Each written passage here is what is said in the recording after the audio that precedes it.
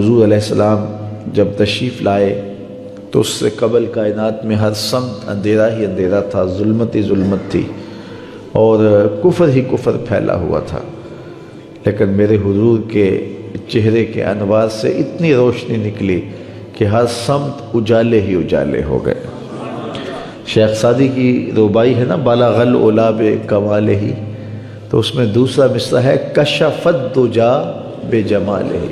تو اس کا مطلب یہ ہے کہ حضور کے چہرے کی چمک سے ساری ظلمتیں مٹ گئی۔ آفتاب زندگی کی ایک شعاع اولی، نور سے تیرے فلک روشن درخشاں ہے زمیں، تیری ہستی روشنی کا ایک حسین مینار ہے، ہر کرن جس کی نشان منزل دنیا و دین، تیری نظروں نے تراشے ظلمتوں سے آفتاب، پاؤں تیرے چوم کر ذرے بنے ماہ مبین، اے غریبوں کے سہارے اے یتیموں کی مراد، محسن انسانیت تجھ سا کوئی نہیں۔ تو گویا حضور علیہ السلام کا جمال، حضور کا حسن کائنات کو روشنیاں دیتا ہے، اجالے بانٹتا ہے، نور بکھیرتا ہے۔ کائنات کے سارے اندھیرے ان کے جمال کی چمک سے ختم ہو گئے اور ہر سمت اجالا ہی اجالا ہو گیا۔ ناگہاں ساکن ہواؤں پر روانی آ گئی اور چمن کے پتے پتے پر جوانی آ گئی۔ آج زانوئے ازل نے صبح پہ انگڑائی لی اور مسکرا کر ایک کرن نے ہاتھ میں شہنائی لی، مخزن اسرار قدرت کے امی پیدا ہوئے، غل ہوا دنیا میں ختم المرسلین پیدا ہوئے۔ سیدہ آمنہ سلام اللہ علیہا فرماتی ہیں جب حضور کی ولادت کے لمحے قریب آئے تو ستارے میرے آنگن کے اتنے قریب آ گئے کہ مجھے لگتا تھا میرے ویڑے میں گر پڑیں گے۔ اور فرماتے ہیں جو ہی حضور کی ولادت کے لمحے آئے، سیدہ آمنہ سلام اللہ علیہا فرماتی ہیں خرج منی نور ادا لہو قصور الشام،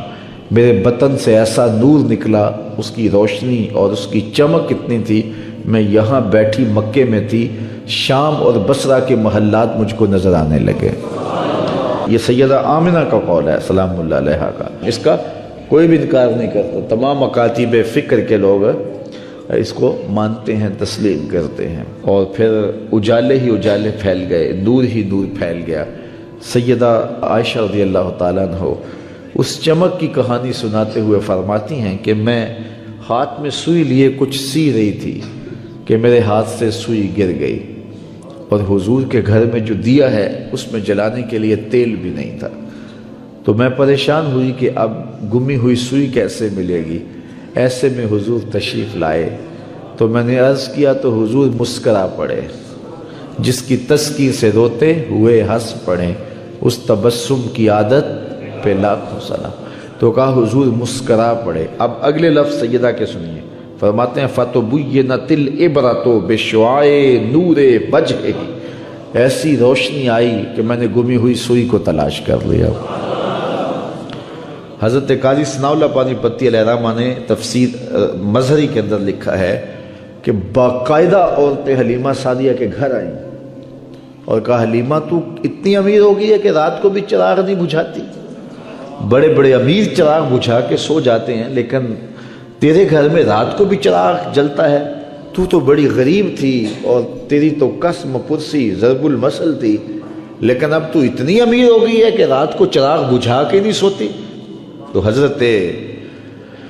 حلیمہ سعدیہ نے فرمایا آؤ تمہیں بتاؤں میرے گھر میں کون سا چراغ ہے۔ تو باقاعدہ ان عورتوں کو اپنے گھر لے کے گئیں۔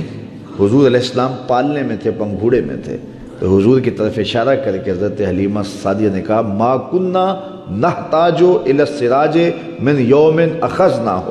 جب سے یہ پیارا ہمارے گھر میں آیا ہم نے تو سارے دیے توڑ دیے ہیں،